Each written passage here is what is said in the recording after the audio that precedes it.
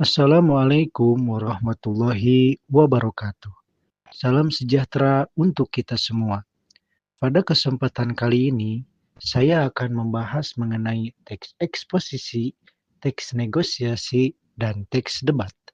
Pembahasan ini disusun untuk memenuhi tugas mata kuliah studi wacana, sekaligus memberikan pemahaman yang lebih mendalam terkait konsep-konsep penting yang akan dibahas.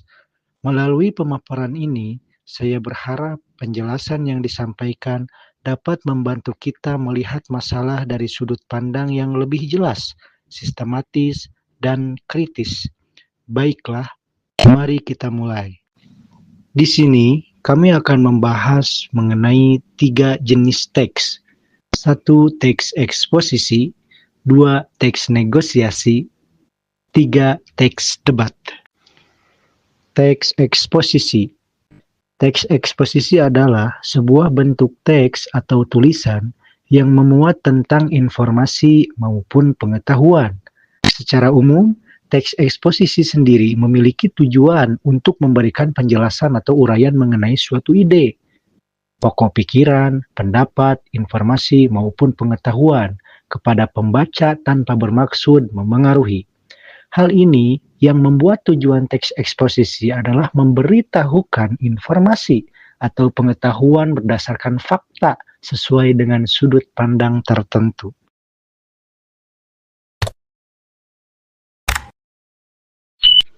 Ciri-ciri teks eksposisi.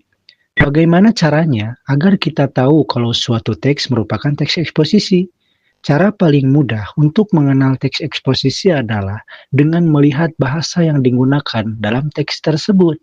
Biasanya, teks eksposisi memiliki kata penghubung, yaitu konjungsi, seperti meskipun, pertama, sebaliknya, atau oleh sebab itu, yang ditulis memakai kalimat majemuk atau tunggal. Selain itu, masih ada ciri lain yang bisa menunjukkan kalau suatu teks merupakan teks eksposisi. Coba perhatikan ciri-ciri teks eksposisi berikut ini. Memberikan informasi atau pengetahuan menggunakan bahasa yang baku, berisi tentang sebuah fakta, format penulisannya singkat, padat, dan jelas, juga bersifat objektif dan tidak memihak. Selanjutnya ada tujuan teks eksposisi, yaitu untuk memberitahukan dengan jelas kepada pembaca tentang suatu informasi, sehingga tidak terjadi perbedaan penerimaan serta meminimalisasi perbedaan penerimaan informasi yang ada. Membuat pembaca tertarik untuk terus membaca karangan tersebut, juga menjelaskan informasi tertentu dengan harapan menambah pengetahuan yang pembaca miliki. Struktur teks eksposisi. Ketika menyusun sebuah teks eksposisi, hal pertama yang harus ditulis adalah pendapat atau tesis. Pada bagian ini berisi paragraf pembuka yang dijelaskan oleh penulis, kemudian disusul dengan argumentasi dan penegasan ulang. Untuk lebih jelasnya, berikut penjelasan tentang struktur teks eksposisi. 1. Pembukaan. Bagian pembukaan berisi kalimat mengenai pandangan awal suatu topik. Bagian ini bersifat opsional, jadi bisa dituliskan maksudnya atau tidak. 2. Pendapat, yaitu tesis. Pada bagian ini, penulis membahas tentang topik permasalahan. Isinya berupa ide, opini, gagasan, anggapan, dan argumentasi tentang peristiwa yang dijelaskan oleh penulis.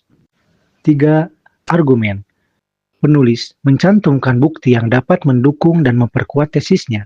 Ketika menulis argumen, teks tidak hanya terdiri dari satu posisi saja, karena pada bagian ini, penulis membutuhkan data hasil temuan atau fakta-fakta dan pernyataan yang dapat menunjang pendapatnya. 4. Penegasan ulang. Pendapat penegasan ulang bisa juga disebut sebagai paragraf penutup. Pada bagian ini, penulis menekankan paragraf argumen sebelumnya, kemudian juga menambah rekomendasi serta saran untuk mengakhiri teks. Jenis-jenis teks eksposisi. 1. Teks eksposisi definisi. Teks eksposisi definisi adalah teks eksposisi yang mencakup pembatasan pengertian suatu barang atau hal yang didefinisikan. 2. Teks eksposisi identifikasi. Teks eksposisi identifikasi yaitu eksposisi yang berisi mode yang menyebutkan ciri-ciri atau unsur-unsur pengenalan objek. Dengan begitu, pembaca diharap dapat lebih mengenal objek tersebut. 3. Teks eksposisi perbandingan atau pertentangan. Teks ini berisi perbandingan antara sesuatu dengan sesuatu yang lain. 5. Teks eksposisi klasifikasi. Teks eksposisi klasifikasi yaitu jenis teks eksposisi yang membagi sesuatu dan mengelompokkannya ke dalam kategori-kategori. 4. Teks eksposisi ilustrasi. Teks eksposisi ilustrasi yaitu eksposisi yang berisi gambaran atau penjelasan yang khusus dan konkret terhadap suatu prinsip yang bersifat umum. Atau secara singkat, teks eksposisi jenis ini mengilustrasikan sesuatu dengan hal yang berbeda namun memiliki kemiripan. 6. Teks eksposisi proses. Teks eksposisi proses merupakan teks eksposisi yang berisi proses dan menguraikan tentang petunjuk pembuatan, penggunaan, atau cara-cara tertentu. Selanjutnya, pola pengembangan. Pola pengembangan teks eksposisi. Teks eksposisi memiliki 4 pola pengembangan, apa saja? 1. Pola umum khusus. Pada pola pengembangan umum khusus, ide pokok teks ditempatkan pada awal paragraf yang kemudian diikuti oleh ide-ide penjelas. 2. Pola khusus umum. Sebaliknya, dari pola sebelumnya, pada pola-pola khusus, hal-hal yang bersifat khusus diikuti oleh uraian yang bersifat umum. 3. Pola ilustrasi. Pola ilustrasi sebuah gagasan yang terlalu umum, digambarkan dengan ilustrasi-ilustrasi yang konkret. 4. Pola perbandingan.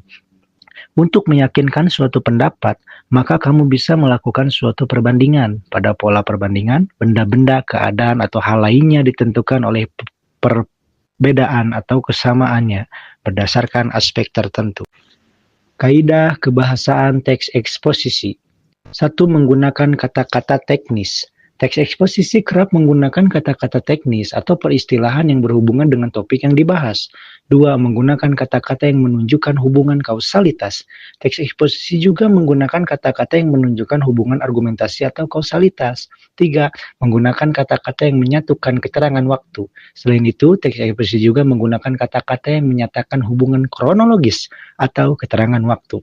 4. Menggunakan kata kerja mental. Selanjutnya, teks ini juga menggunakan kata-kata kerja mental atau mental verba seperti diharapkan, menduga, mengagumkan, memprihatinkan, memperkirakan, berpendapat, berasumsi, dan menyimpulkan.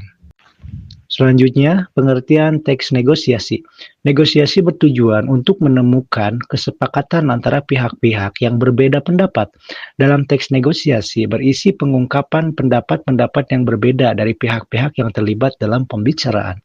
Teks negosiasi sering digunakan dalam kegiatan jual beli, musyawarah, atau rapat yang menghasilkan suatu keputusan yang diterima oleh semua pihak.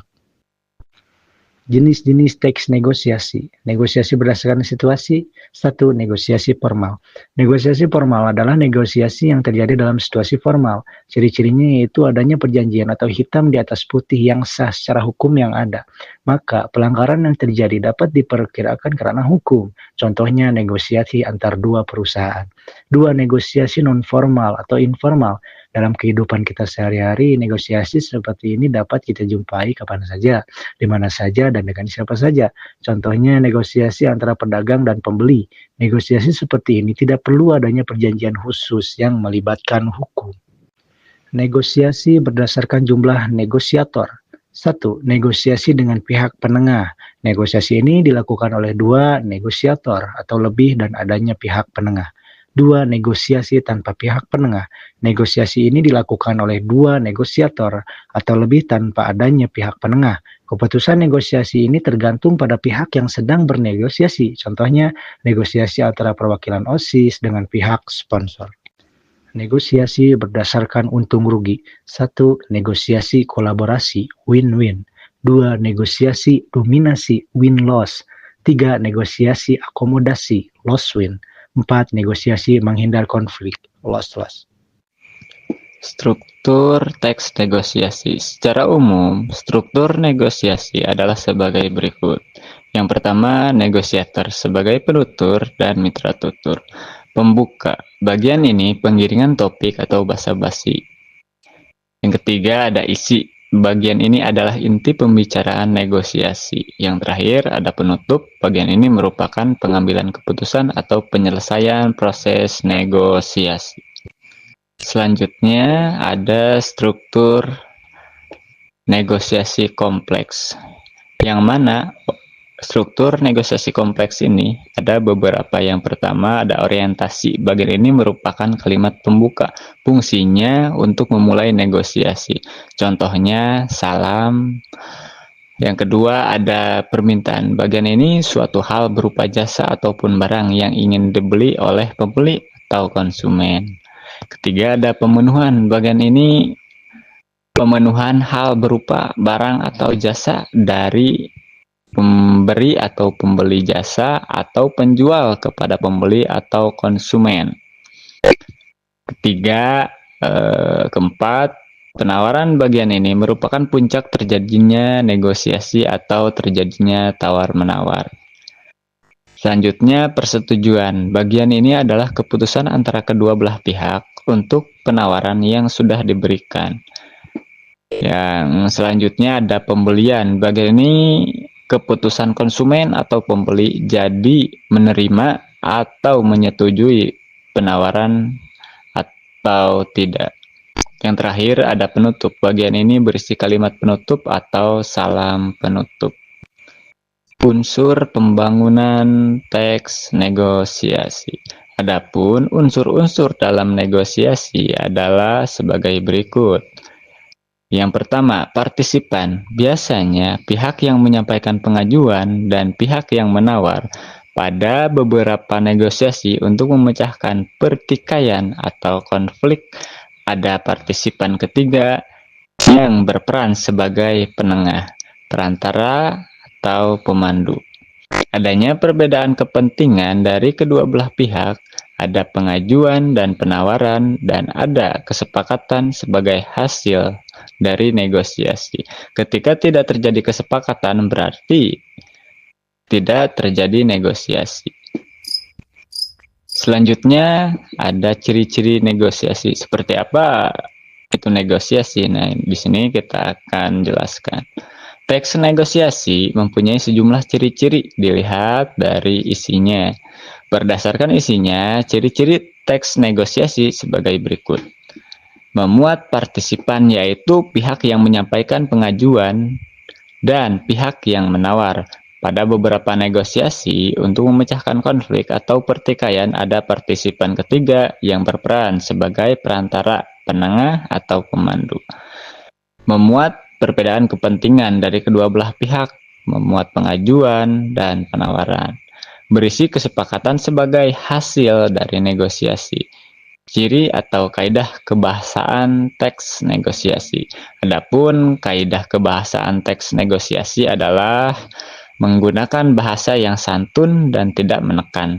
Tentu saja menggunakan kalimat persuasif atau kalimat mempengaruhi orang lain.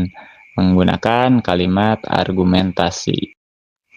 Selanjutnya kita membahas mengenai teks debat. Apa itu debat?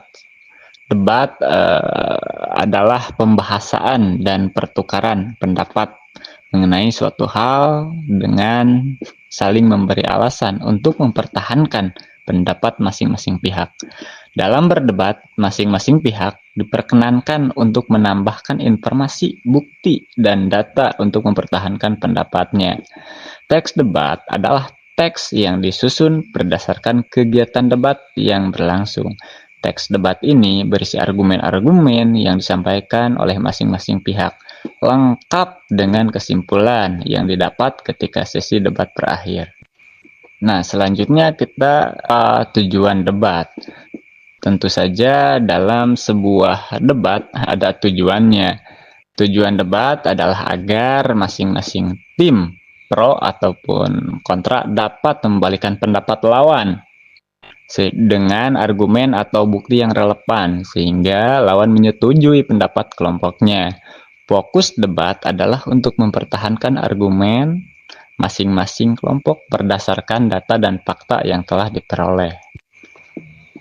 Adapun ciri-ciri debat, terdapat dua tim yang berdebat, yaitu tim afirmasi dan tim oposisi. Terdapat dua sudut pandang, yaitu pro dan kontra. Terdapat topik atau isu yang diperdebatkan. Terdapat argumentasi, terdapat pihak penengah atau opsional. Selanjutnya ada struktur teks debat. Yang pertama, pengenalan, yaitu pada bagian pengenalan, moderator menyampaikan salam pembuka dan memperkenalkan pihak atau tim yang akan berdebat. Yang kedua, ada penyampaian argumentasi, yaitu penyampaian argumentasi disampaikan oleh pihak afirmasi, pihak oposisi, dan pihak netral atau penengah, jikapun ada. Yang ketiga, debat. Pada bagian ini, pihak afirmasi dan pihak oposisi saling memberikan sanggahan, lalu ditengahi oleh pihak netral atau oposisi.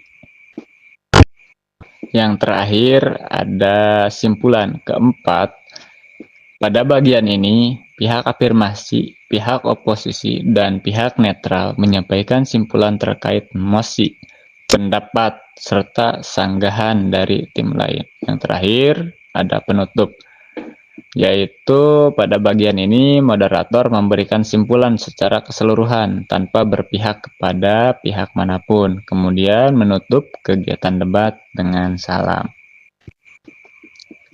Kaidah kebahasaan teks debat. Yang pertama, menggunakan bahasa baku. Yang kedua, menggunakan kata denotatif. Unsur-unsur debat. Unsur-unsur debat terdiri atas 3 hal, yakni mosi, tim debat, dan partisipan. Yang pertama, mosi debat.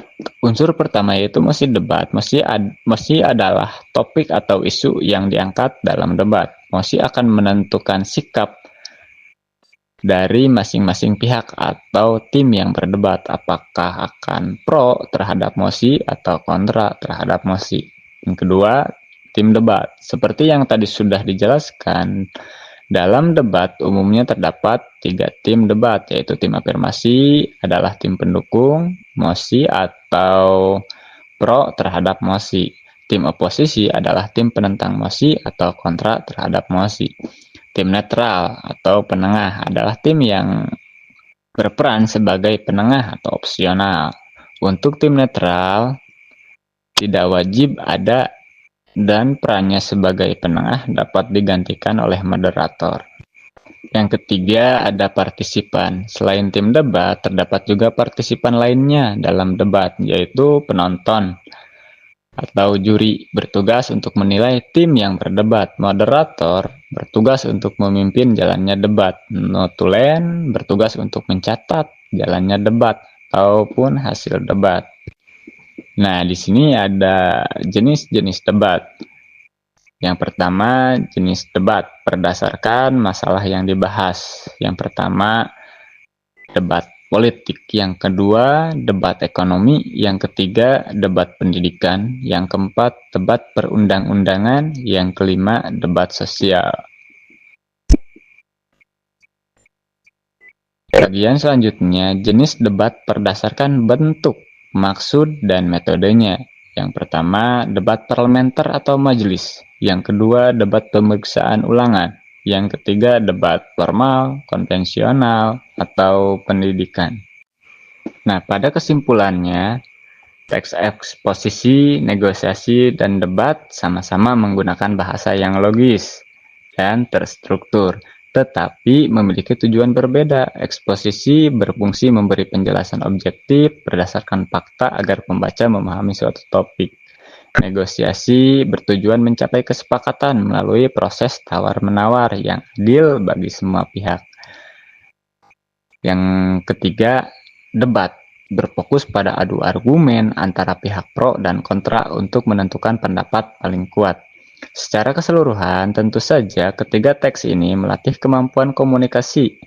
Penting menjelaskan dengan jelas, menyelesaikan perbedaan secara adil, dan mempertahankan pendapat secara rasional. Itu saja yang dapat kami sampaikan. Mohon maaf atas kekurangan dari keseluruhan yang sudah kami sampaikan. Wallahul muwaffiq ila aqwamit thoriq. Wassalamualaikum warahmatullahi wabarakatuh.